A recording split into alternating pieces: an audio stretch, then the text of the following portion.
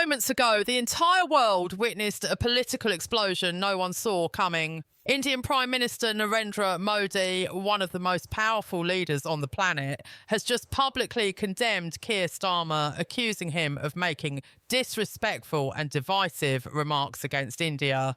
Within minutes, the statement ignited a diplomatic firestorm that has left Downing Street scrambling, Britain's Indian community outraged, and Starmer's fragile global reputation hanging by a thread. What began as an offhand comment during a Labour policy briefing has now erupted into a full-scale international scandal, one that threatens to shatter the United Kingdom's relationship with one of its most important allies. The moment Modi's words hit the airwaves, the political temperature in London spiked like a pressure cooker about to blow. Reports suggest that the Indian leader's statement was not a casual rebuke, but a direct and calculated message to the British government, a warning that India will not tolerate being mocked or undermined by what he called colonial arrogance dressed as modern politics. Those words, sharp, deliberate and loaded with history, cut through Westminster like a knife. Senior diplomats were caught completely off guard. Foreign Office officials were seen rushing into emergency meetings, and by evening, the story had spread across every major news network in Asia, Europe and the UK. Inside Downing Street, aides described the mood as sheer panic. Starmer's team reportedly tried to downplay his original remarks, but the damage was already irreversible. The Labour leader had allegedly referred to India's trade practices as unreliable and nationalistic, while suggesting Britain should distance itself from right-wing regimes masquerading as democracies. To his supporters, it was just political posturing. To India, a proud sovereign nation rising on the world stage, it was an unforgivable insult. Modi's swift and fiery response made that clear. The era of lectures from former colonial powers is over. That single line, and now viral across social media, sent shockwaves through Westminster. Hashtags like hashtag Starmer insults India and hashtag Modi strikes back began trending within hours. Indian diaspora groups in London released joint statements condemning Starmer's reckless arrogance. In Leicester, Birmingham and Southall, protests were reportedly being planned, calling for Starmer to issue a public apology. Meanwhile, inside Parliament, Conservative MPs pounced on the opportunity, branding Starmer's comments as an international embarrassment for Britain. Even some Labour backbenchers worried about alienating Britain's vast Indian-British community began distancing themselves from the Prime Minister's remarks. This wasn't just a diplomatic misstep, it was a moral disaster, one that exposed the deep fracture between political rhetoric and cultural respect. For decades, Britain and India have shared a delicate relationship built on trade, education and history, sometimes bitter but bound by respect. Now, that trust was collapsing in real time. Political commentators compared the scandal to a 21st century Suez moment, a moment where Britain's global influence met its limits. The timing couldn't be worse. Trade talks between the UK and India were already on thin ice, and now they've reportedly been temporarily suspended until the situation stabilises. Behind closed doors, Starmer is said to be furious and humiliated. Sources claim he lashed out at his communications team for failing to control the narrative. But in truth, the narrative had already escaped him. Modi's words didn't just sting, they defined the story. They framed Britain as the aggressor and India as the aggrieved. And in the eyes of millions across both nations, Starmer was now the symbol of a decaying political class, a leader so consumed by ideological posturing that he forgot the basic principle of diplomacy. Respect. Across social media, ordinary Britons and Indian citizens voiced their disgust. This man just destroyed years of goodwill in a single sentence, one user wrote. Another said, "My family has been in Britain for 3 generations and we've never felt this insulted by a Prime Minister." Even in Labour circles, unease is growing. Several MPs reportedly urged Starmer to reach out personally to Modi and apologise, but Starmer's advisers fear that doing so could make him look weak at home. And so for now, Downing Street remains silent, hoping the storm will fade, but it won't, because this isn't just a controversy, it's a reckoning. In India, Modi's words have been celebrated as a moment of national pride. a sign that the country will no longer accept moral lectures from its former rulers. News anchors called it a historic reversal of power, with one commentator saying, "For the first time, Britain must listen, not lecture." That narrative has taken hold and it's spreading fast. Diplomats say Britain's High Commissioner in Delhi has been urgently summoned to clarify Starmer's remarks, a diplomatic gesture that signals formal displeasure. It's rare, it's serious, and it's exactly what the Foreign Office feared. Tonight, the UK finds itself in a perilous position. A leader cornered by his own arrogance, a global ally enraged, and a public watching it all unravel in disbelief. For many, this feels like more than just a foreign policy blunder. It feels like a reflection of something deeper. The arrogance of power, the blindness of elites, and the slow decay of respect that once defined British diplomacy. And as night falls over London, one question now echoes across both nations. Has Keir Starmer just ignited the biggest diplomatic crisis of his career? The answer and the fallout that follows may reshape Britain's foreign relations for years to come. But the real shock is only beginning because what emerged just hours later would reveal that Starmer's comments weren't accidental at all. They were part of something far darker. By dawn, the crisis had escalated beyond anything Downing Street could contain. What began as a war of words between two leaders had now spiralled into a full-blown diplomatic confrontation. Inside the Foreign Office, phones rang without pause. India's High Commissioner demanded a formal apology, while trade negotiators abruptly cancelled the next round of discussions on the long-awaited UK-India Free Trade Agreement. Reports confirmed that Indian officials were now reviewing all ongoing contracts with British corporations, a move that sent panic through London's financial sector. The pound fell slightly against the rupee within hours. Markets smelled instability and investors began whispering the unthinkable. Britain might be facing its most humiliating diplomatic isolation in decades. Keir Starmer's inner circle tried to project calm, but insiders painted a very different picture. According to one senior aide, the Prime Minister was visibly shaken, pacing his office, demanding to know who leaked the full transcript. That transcript, published by several international outlets overnight, revealed that Starmer's so-called anti-India comments weren't just a slip of the tongue. They were part of a larger speech to European partners in which he reportedly warned that India's nationalist politics threatened global cooperation. The leak proved devastating. It showed intent, not accident. It made clear that the remarks had been carefully prepared, not spontaneous. And with that revelation, the moral ground beneath Starmer's feet simply collapsed. As dawn broke across India, the story dominated every major headline. Television screens flashed images of Modi addressing Parliament, reaffirming his commitment to national dignity. The crowd's applause was deafening. "We will not be lectured by those who once sought to rule us," he declared. The symbolism was impossible to miss. A proud, confident India was standing tall, while Britain looked small, fragile and confused. Commentators in New Delhi called it a turning point in modern history.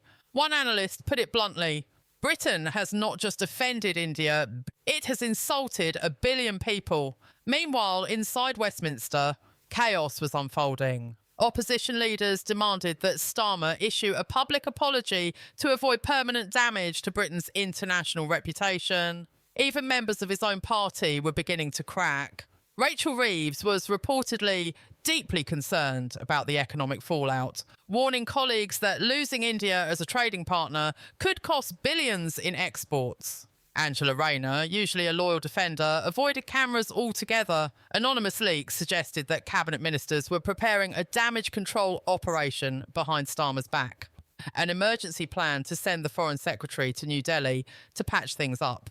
But the Indian government reportedly refused to meet any British official until Starmer himself spoke directly. In public, Starmer remained silent. But behind closed doors, his anger was volcanic. Sources claimed he blamed both his speechwriters and the media for twisting his intent.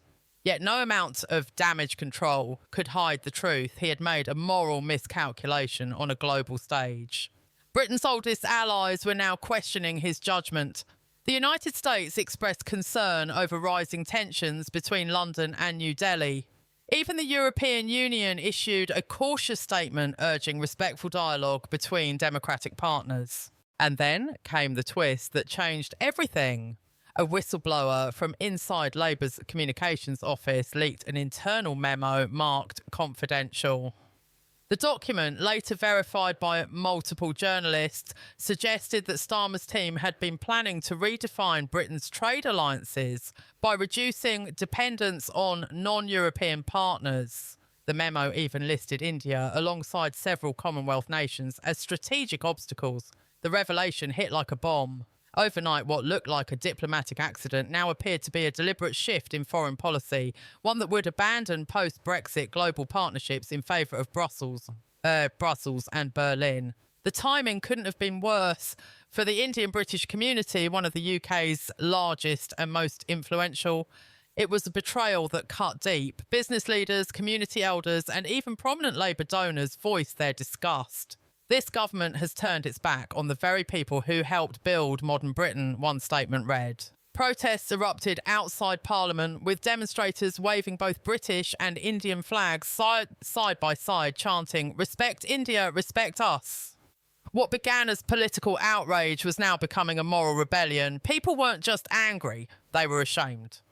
In the media, the narrative hardened. Every front page carried Modi's statement. Every television debate replayed Starmer's words in slow motion. Opinion polls showed a dramatic plunge in public confidence. Even his staunchest defenders struggled to spin the story. The once confident image of Keir Starmer, the man who promised moral leadership, was now unravelling into one of elitism, arrogance and ignorance. Some political commentators even suggested that the scandal could open the door for Nigel Farage and Reform UK to claim the patriotic mantle that Labour had lost. As Britain's diplomatic machinery burned under pressure, Buckingham Palace reportedly grew uneasy. Unconfirmed reports suggested that King Charles himself had been briefed about the crisis, expressing deep concern over the growing rift with India, a nation that shares historic ties with the Crown. The palace's silence was deafening, yet telling. When the king stays quiet during a moral storm, it's rarely because he's indifferent. It's because he's watching, weighing, deciding when to act. And for Starmer, that silence felt like a sword hanging over his head. By late evening, as the city lights flickered across London, one truth had become undeniable. This wasn't just a diplomatic fallout. It was a crisis of identity. A leader once seen as a reformer was now accused of reigniting old colonial attitudes. Britain, a nation that once sought to lead with dignity, was now accused of speaking with disdain. The moral authority that Starmer promised to restore had turned to dust. And the question now echoing through the corridors of power was simple, chilling, and impossible to ignore. Can Keir Starmer survive the storm he created, or is this the beginning of his political downfall? By the following morning, Westminster had turned into a battlefield of whispers, leaks, and barely disguised panic. Keir Starmer entered Parliament under heavy scrutiny, cameras flashing, reporters shouting, MPs glaring. The scandal had reached its boiling point, and the nation could feel it. For days, Britain had watched the story evolve from an international misunderstanding into something far darker, a test of moral character, national identity and political survival. The air inside the House of Commons was thick with tension. Opposition benches buzzed with anticipation, while Labour MPs sat stone-faced, many of them avoiding eye contact. They knew what was coming. This wasn't just another Prime Minister's embarrassment, this was a reckoning. As Starmer stood to address the chamber, every word seemed to tremble under the weight of disbelief. He tried to sound calm, controlled, but the cracks were visible. He began by insisting that his remarks about India had been taken out of context, that they were part of a broader discussion on international democracy. But his attempt at damage control only deepened the outrage. Members of Parliament jeered, shouting accusations of arrogance and hypocrisy. The Speaker had to call for order multiple times as the session descended into chaos. What Britain witnessed that day wasn't a debate. It was a political trial. Every word, every pause felt like another nail being hammered into the coffin of Starmer's credibility. By the following morning, Westminster had turned into a battlefield of whispers, leaks, and barely disguised panic. Keir Starmer entered Parliament under heavy scrutiny, cameras flashing, reporters shouting, MPs glaring.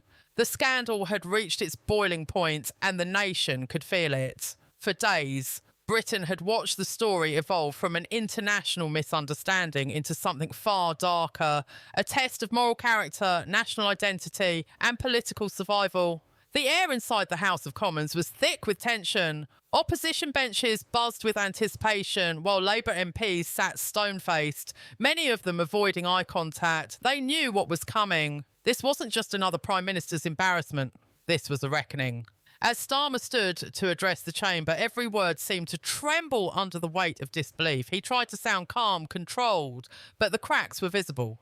He began by insisting that his remarks about India had been taken out of context, that they were part of a broader discussion on international democracy.